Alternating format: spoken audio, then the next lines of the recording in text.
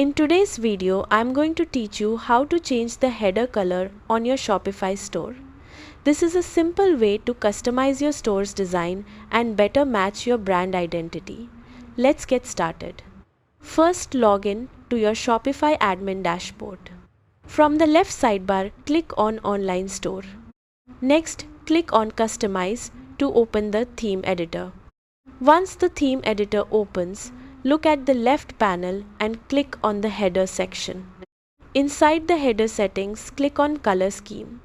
Now, choose one of the available color schemes or customize the colors manually using the color picker. You can change the background color, text color, and other header elements to match your preferred design. After that, go to the menu color scheme settings. If you also want to adjust the navigation menu colors, choose the colors you want and preview the changes on your store. Once everything looks good, click Save at the top right corner. That's it. You've successfully changed the header color on your Shopify store. Thanks for watching and happy customizing.